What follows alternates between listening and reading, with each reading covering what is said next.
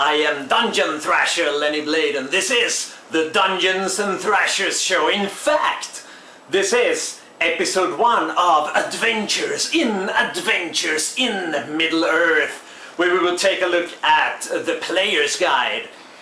And this is, I tried to make this video shorter than 25 minutes. I probably failed, so I'm gonna try to be terse here. I wanted to give you the backstory though of how I found out about Adventures in Middle-earth before I go into the actual review and page through. So I was Dungeons and Thrashers and myself we're located in Korat, Thailand. This is slightly relevant to the coming story here. So I was at my friendly local gaming store while I lived in Bangkok. And I was going to buy the 3 core rules for Dungeons & Dragons 5th edition, and this store is Battlefield Bangkok. A little shout out there, great shop. However, at this point in time, there was some sort of issue with, like, it was over, not Battlefield Bangkok per se, but Dungeons & Dragons merch was overpriced, so like all the books were super expensive, but I didn't know this at the time, so I went there, you know, and it turned out there were 2,000 baht each per core rulebook, so I had to splurge 6,000 baht to get, you know, the system. So just as a point of reference for those of you living outside of Thailand, I rent a small house, but it's a 3-bedroom house. I pay 4,500 a month in rent, you know, and I would have to pay 6,000 to get a hold of the Dungeons & Dragons 5th edition system, so there's no way I was gonna do that. So disheartened, I kept looking on the RPG shelf and I saw this. Ooh, Adventures in Middle-earth. And I saw this cover. Ooh, that's not from the movie. This is interesting indeed. So I started looking into it a little bit, and I saw that you could use it with the basic rules for 5th edition, which I had already gone to Watsy's Wizards of the Coast webpage and downloaded and printed out and bound it already. So I could just use.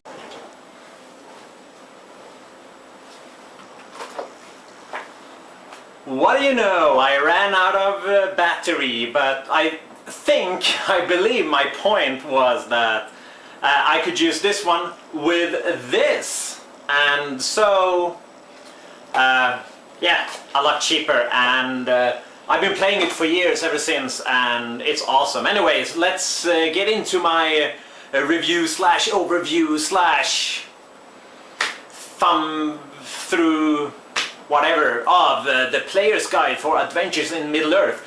This is slightly annoying. I noticed myself when I was doing the audio overdubs, which I did before I did this, because I am a time master. So I have a drinking game for you. Every time I say Thematic or Tolkienesque, ooh, you can take one of these. Let's get down to the table. Alright, we're down at the table here again, and we'll take a look at the Adventures in Middle-earth Player's Guide. Now what I'm gonna do is I'm gonna go ahead and thumb through this player guide as I'm talking, but the pages won't necessarily match what I'm saying, so pay little to no heed to the pages. I just wanted to say that straight off the bat you can tell that there's a lot of love and respect for the original material here. In terms of writing, art, and quotes, there are quotes all across the books as well. And it's all very Tolkienesque, and it's even written in a style where sometimes you're like, yeah, maybe that's how Tolkien would have written it, so it's extremely thematic. So that helps obviously with immersion when you're reading it and when you're playing it. It's a very zoomed in and focused timeline, and also geographically. It takes these adventures take place 5 years after the Battle of the Five Armies, after Smaug fell. So in between The Hobbit and The Lord of the Rings. And it takes place mostly in Wilderland, and this is greatly expanded upon this region in the Rovanian region guide, but we'll get to that one later. So because of the timeline, you can play as some human cultures that were pretty much forgotten in The Lord of the Rings.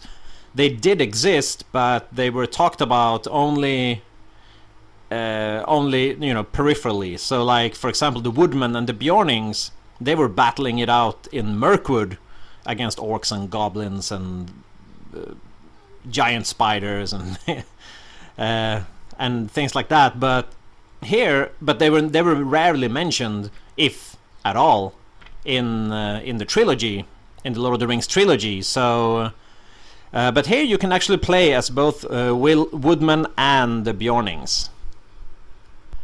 But there are also other classes you can play as, of course. Bardings, those were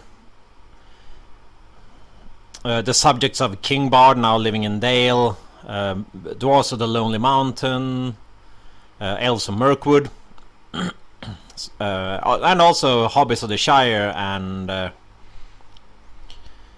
some of the southern cultures as well. So like Men of Minas Tirith and Riders of Rohan, of course. What would a player's guide in Tolkien's world be without the Riders of Rohan? Awesome cavalry class. There are also like Men of Bree and some other classes, and there are also more classes added on in subsequent books. So, but we'll talk about them once we get there. So the bulk of the products in this series: the Player's Guide, the Lore Master's Guide, Eves of Mirkwood, Wilderland Adventures, Rovanian Region Guide, Mirkwood Campaign, Erebor Adventures, Lonely Mountain Region Guide, all take place in or around Rovanion, from the Misty Mountains in the west to the Lonely Mountain in the east and the Grey Mountains in the north, down to about Dol Guldur in the south. And there's even a pretty cool guide to Lake Town in the Lore Master's Guide, but we'll get that. That will be my next episode here. This episode will be the longest one because it's the Player's Guide, so I have to go a little bit more into detail here. But yeah, so all in all, very Tolkienesque. So races are called cultures here, but there are also a couple of new rules: journeys, corruption, audience, and fellowship phase. I'll go into those a little bit later. So these are the classes. The classes are interesting because there's a big elephant in the room, so we'll address that right away. There are no casting classes. There are no wizards. There are no clerics. Things like that. Though through virtues, some cultures can actually get access to some weak, faded magic. Dwarves of all classes can, for example, they can choose a virtue called Broken Spells, which has some spells of opening, shutting, prohibition, exclusion, secrecy, and so on. And there's also wood elf magic, stinging arrow, elf lights, and even enchanted sleep. And the way this works is you choose the magic that you want, and then you can upgrade it during the fellowship phase. But we'll get into that later, the fellowship phase later. The Bjornings also have something called Nightgoer, which is sort of a spirit bear, which is pretty cool. And you can sort of scout around. I think was it 3 days around the camp, like while you're sleeping. So you know your spirit bear will roam around. So that's cool. Anyway, so the classes are Scholar, and that's basically as close to a healer as you can get. at level 3 you can choose to go into the Master Healer path or the Master Scholar class. I have never ever had anyone choose the Master Scholar class simply because a party needs a healer. So Master Healer it is. There's a big controversy, maybe not, but about the Healing Hands ability, but we'll get into that later. The Slayer, which is basically the Barbarian. Treasure Hunter, I'll leave it to your imagination what class that's based on.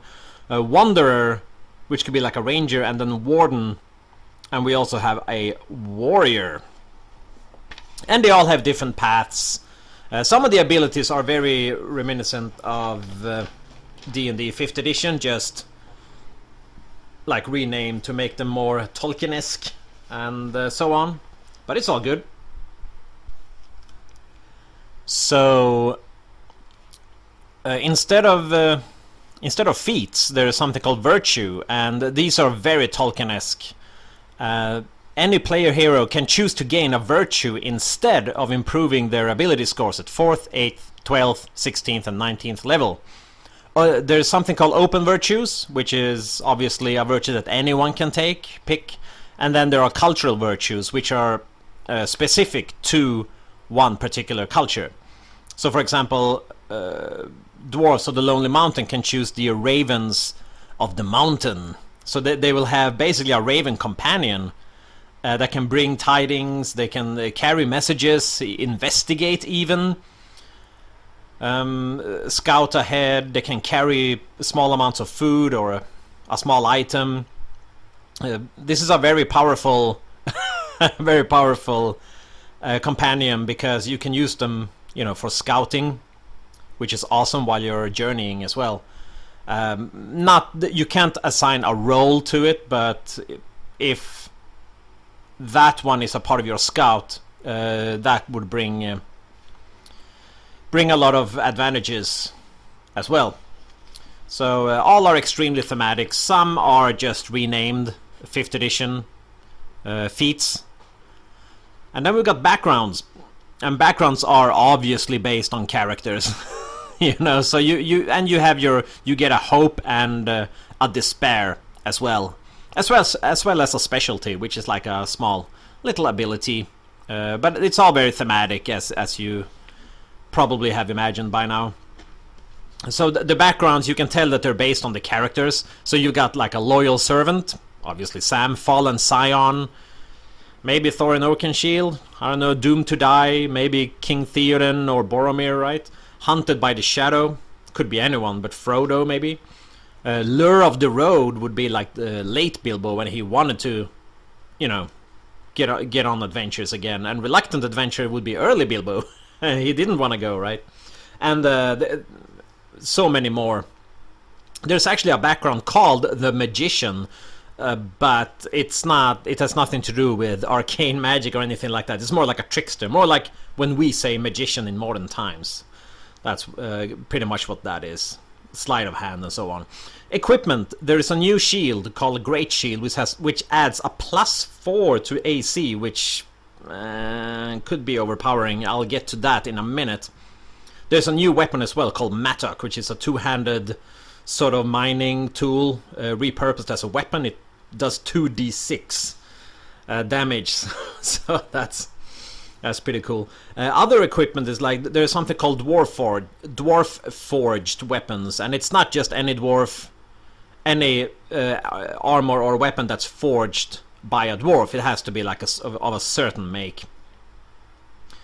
And Dalish fireworks, these are really cool. We used them a lot in the campaign, later in the campaign, because there are thunderclaps and other kinds of like light bulbs and things like that. So what my players did in our campaigns, they put thunderclaps on arrows. So they strapped on thunderclaps and they used them to blind or deafen or stun like the trolls that were advancing towards a bridge that they were supposed to hold. We'll get to that when I talk about the Wildlands campaign. But yeah, so that was pretty cool. And actually, one of my players is currently in the fellowship phase. He is in Isengard researching explosives with Saruman. So I may get into that as well, but later. Herbs and potions are very important in Middle-earth. And you can see that since there is no... The only healing is that the Scholar's Hands of a Healer ability, but apart from that, it's herbs and potions, man. So, and pipeweed as well. This is really cool, because if you smoke while pondering on a problem, like studying a map or trying to decipher runes or writings or whatever, if you spend an hour, you can spend an hour pipe smoking before, and then you make a pipe proficiency roll, right? DC 15. If you are successful, you can make the lore history, shadow lore check or whatever check with advantage as you're trying to decipher those runes or read that map or you know. So very thematic and very cool. Cultural heirlooms are pretty cool. And I think to call Middle-earth a low fantasy setting is plain wrong, though I understand why people do call it that, especially in a role-playing game environment, because characters can rarely affect anything by magic. But on the other hand, you look at trees, rocks, you know, animals are sentient and can talk. You know, everything seems to be magical in Middle-earth. And and so are many of the weapons and armors. But they are rare, and they all have names and the backstory. You know, you don't just find a +2 spear in a cave, you know. So these cultural heirlooms include some magical artifacts like armors, helms, weapons, and they can only be obtained by taking the cultural heirloom virtue, or as a part of a very specific campaign, obviously, or a unique narrative. But they are cool. So here are the new rules. Let's talk about those. So the journey rules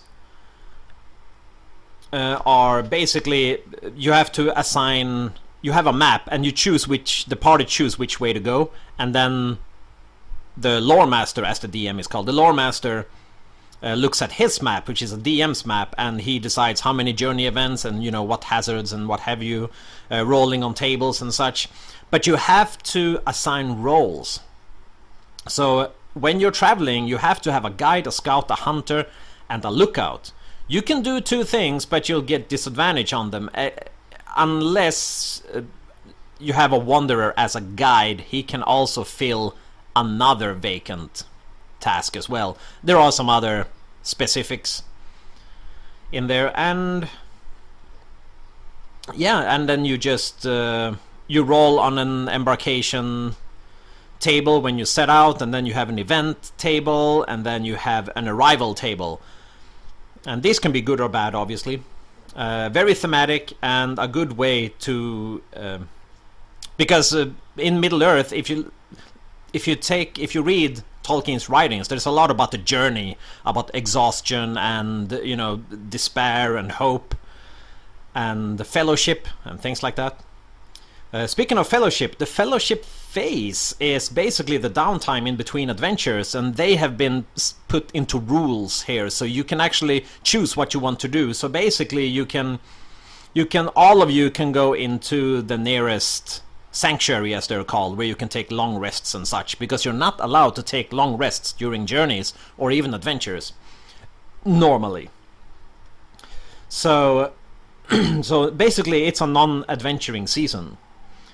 And so there are undertakings you can do in each sanctuary. So say, for example, if you choose to spend your fellowship phase in Lake Town, you can choose to go and see the Master of Lake Town, to open Lake Town as a sanctuary. It's open by default. It's the first sanctuary, the only sanctuary you have in the beginning of the game. But you can choose to visit the market pool.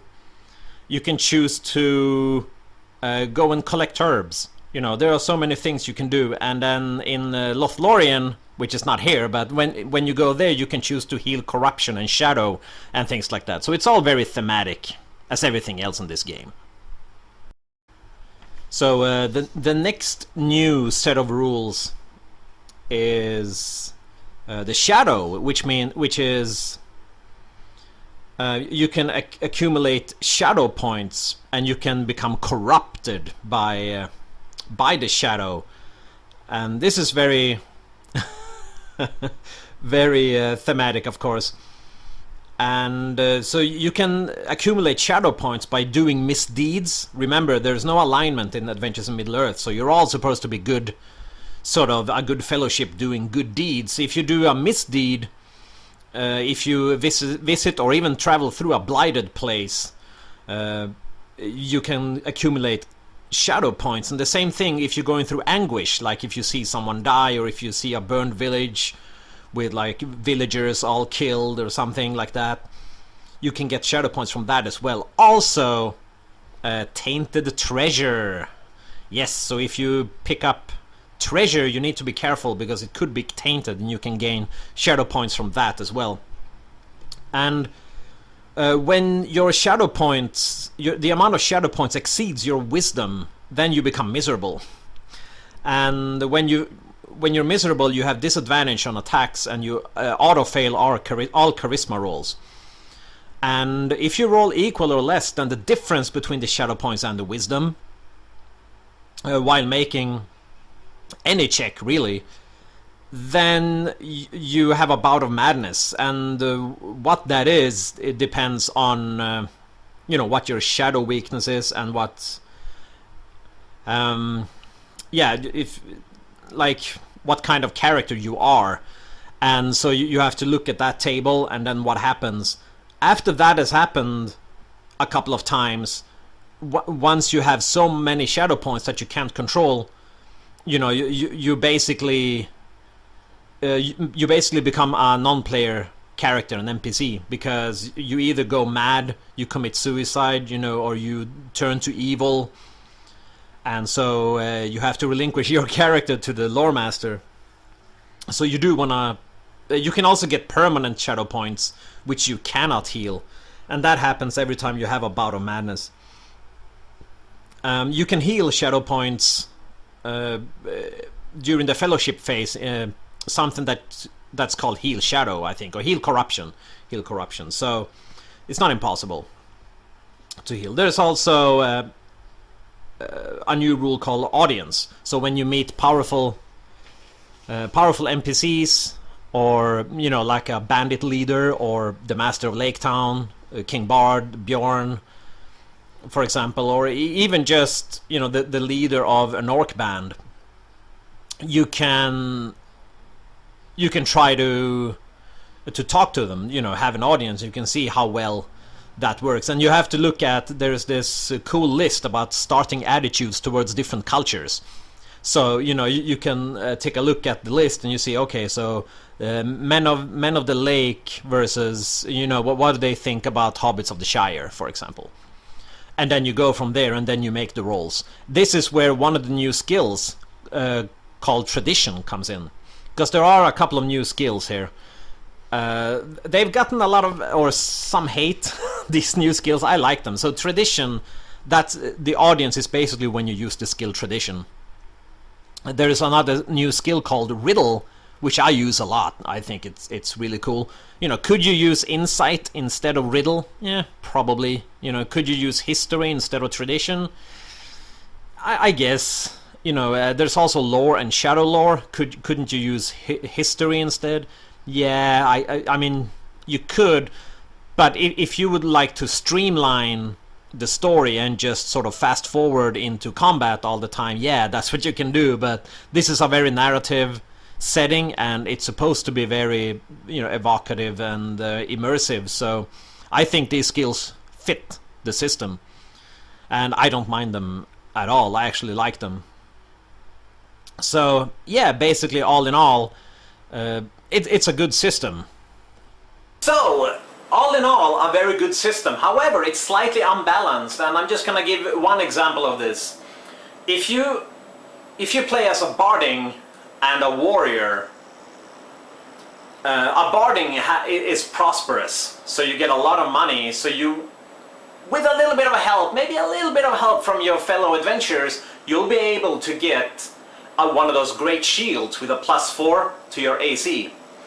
And with a chainmail, that's already 18 in AC, right?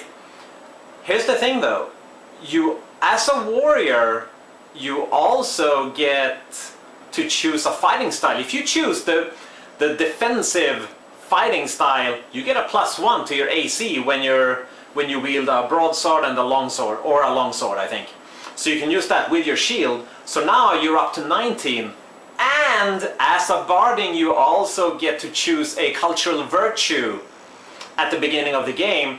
So if you choose, what's it called, weapon master, sword master, you get to add your proficiency bonus to your AC, which at the beginning of the game is 2, right? So you can, theoretically, you can start the game as a level 1 character with an AC of 21.